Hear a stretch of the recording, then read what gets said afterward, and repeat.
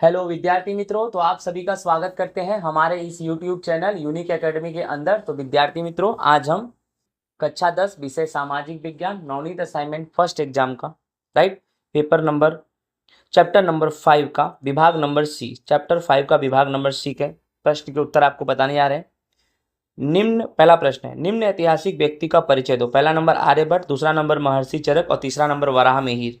उत्तर, सबसे पहले आर्यभट्ट के बारे में जानते हैं। आर्यभट्ट को गणित शास्त्र का पिता कहा जाता है, मैथमेटिक्स फादर है, ठीक है।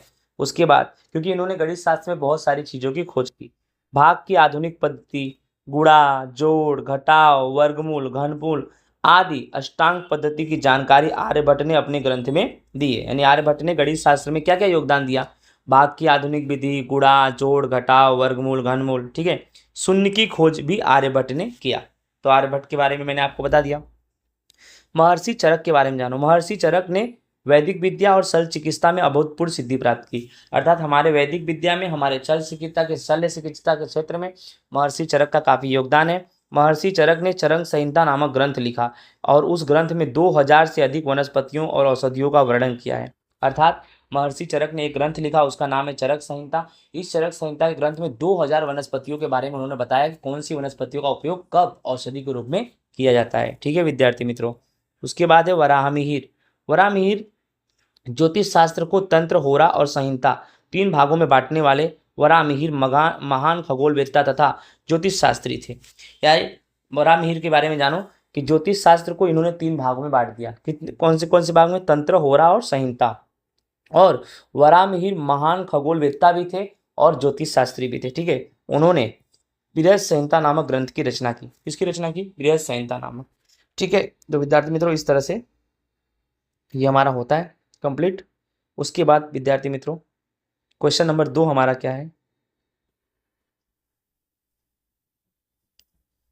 गणित शास्त्र में आर्यभट्ट के द्वारा की गई खोजों के बारे में बताओ। गणित शास्त्र में आर्यभट्ट ने किन किन चीजों की खोज की? तो गणित शास्त्र में आर्यभट्ट ने अनेक खोजें की। आर्यभट्ट ने 10 गीतिका और आर्यभट्टियम ग्रंथ की रचना की। गणित शास्त्र में आर्यभट्ट ने शून्य की खोज की थी। आर्यभट्ट ने प्रतिपादित किया कि गोले की परिधि और व्यास के अनुपात को दर्शाने वाला अचलांक पाई है, इन्होंने ही बताया, ठीक है। फिर आर्यभट्ट ने अपने आर्यभट्टियम ग्रंथ में पाई की कीमत 22/7 3.14 जितनी होती है उसका उल्लेख उन्होंने ही किया।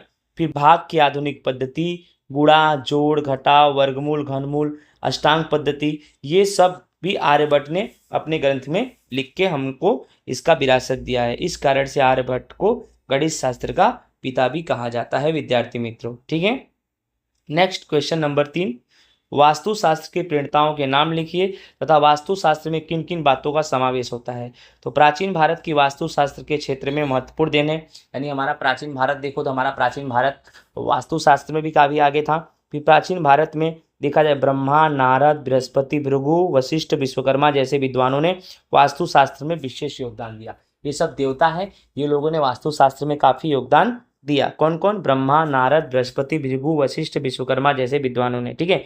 फिर वास्तुशास्त्र में रहने की जगह, मंदिर, महल, अश्वशाला, किला, शस्त्रागार, नगर वगैरह की रचना किस प्रकार करनी है, किस दिशा में करनी है, इन सब सिद्धांतों की भी जानकारी हमारे वास्तुशास्त्र में है। फिर वास्तुशास्त्र को 8 भागों में बांटा गया है और वास्तुशास्त्र को 8 भागों में बांटने वाले महान स्थपति विश्वकर्मा है, ठीक है। इन्होंने वास्तुशास्त्र को 8 भागों में बांटा। इनके अंतर्गत इस 8 भाग में जगह की पसंदगी, विविध आकार, उसकी रचना, कद, वस्तुओं का आकार, व्यवस्था, देव मंदिर में ब्रह्मस्थान, भोजन कक्ष, शयन कक्ष आदि स्थानों की जानकारी दी गई है। अब वास्तुशास्त्र के दृष्टि बिंदु में परिवर्तन आया है, उसे विदेश में भी स्वीकृति मिल रही है। अर्थात वास्तुशास्त्र जो हमारे भारत का वास्तुशास्त्र है वो हमारे भारत में ही नहीं बल्कि दूसरे देशों में भी धीमे धीमे फेमस हो रहा है विद्यार्थी मित्रों। नेक्स्ट क्वेश्चन नंबर 4 है, प्राचीन भारत के खगोल शास्त्र पर टिप्पणी लिखो। तो शास्त्रों में खगोल शास्त्र सबसे प्राचीन है। जितने भी शास्त्र हैं उन सभी शास्त्रों में जो खगोल शास्त्र है वह सबसे प्राचीन है। खगोल शास्त्र से संबंधित कई ग्रंथ भारत में लिखे गए। हमारे भारत में बहुत सारे ऐसे ग्रंथ लिखे गए जो खगोल शास्त्र से संबंधित है। इन सभी ग्रंथों का प्राचीन विद्यापीठों में व्यवस्थित और गहन अध्ययन किया जाता था। नहीं, जो हमारे भारत में प्राचीन काशी विद्यापीठ, वल्लभी, नालंदा, ये सब जो विद्यापीठ थे, इसमें इन सब राइट ग्रंथों का काफ़ी अध्ययन किया जाता था। ग्रह और उनकी गति, गीत नहीं है यहाँ, गति आएगी। क्या आएगी? गति।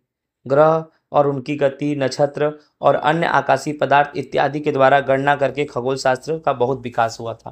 खगोल शास्त्र का विकास कैसे हुआ? ग्रहों के बारे में जानकारी, नक्षत्रों के बारे में जानकारी, उनके गति के बारे में जानकारी।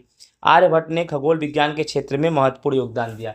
गणित शास्त्र में तो दिया ही, खगोल विज्ञान के क्षेत्र में आर्यभट्ट ने यह सिद्ध किया कि पृथ्वी अपनी धुरी पर भ्रमण करती है तथा चंद्र ग्रहण का वास्तविक कारण पृथ्वी की परछाई है। आर्यभट्ट ने ही यह बताया कि पृथ्वी अपनी धुरी पर घूमती है और जो चंद्र ग्रहण है उसका रियल कारण क्या है?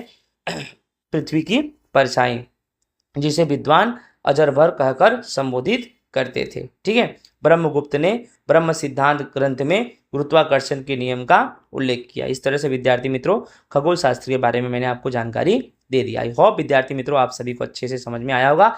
ये था हमारा चैप्टर नंबर 5, विभाग नंबर सी। ओके, अगर आपने हमारे चैनल्स को सब्सक्राइब नहीं किया है, सब्सक्राइब करना बिल्कुल ना भूलें। जय हिंद, राधे राधे।